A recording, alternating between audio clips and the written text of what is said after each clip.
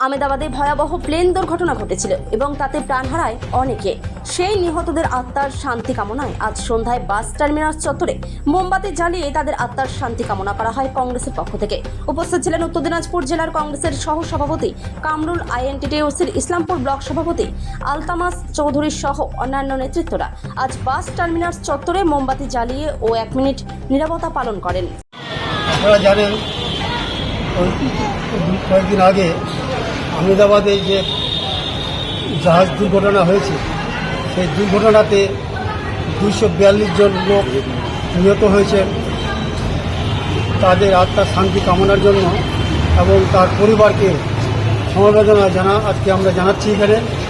পাশাপাশি আপনারা জানেন যে এটা যে লোকগুলো মারা গেছে, যে বিশ্ব রেকর্ড হয়ে গেছে। এবারকার যে ঘটনাটা আমরা জীবনে দেখিনি যে এতগুলো লোক জাহাজে দুর্ঘটনা ঘটেছে।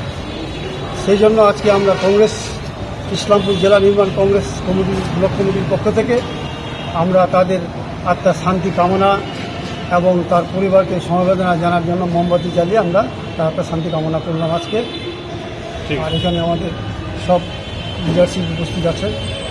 এবং আরও জানি যে আপনারা জানেন যত বড় ঘটনাটা যে ঘটেছে, এটা আমি কোনোদিন দেখিনি যে এত বড় লোক জাহাজ এতগুলো লোক মারা যাবে। এটা খুব দুঃখজনক ঘটনা, মানে ভাষায় প্রকাশ করা যায় না। এটা সবাই যারা দেখেছে ভারতবর্ষের, বিশ্বের সবাই কিন্তু মর্মাহত।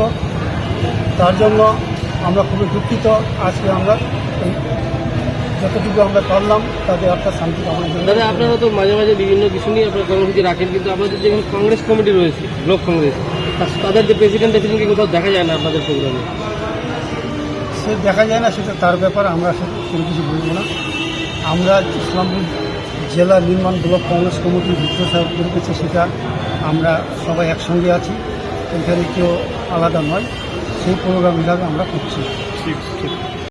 মর্মান্তিক এবং খুবই বেদনাদায়ক ঘটনা আমাদের ভারতে ঘটেছে। এয়ার ইন্ডিয়ার একটা প্লেন আমেদাবাদে সেদিন ক্র্যাশ করেছে এবং 242 জন লোক তাতে মারা যায়। এই সময় সব দল মিলে আমরা সরকারের পাশে রয়েছি এবং যারা ক্ষতিগ্রস্ত হয়েছে তাদের ক্ষতি যেমন হয়েছে, যতই ক্ষতিপূরণ দেওয়া হোক সেটা পূরণ করা যাবে না। আমরা আজকে সমবেদনা দিচ্ছি এবং তাদের আত্মার শান্তি কামনা করছি।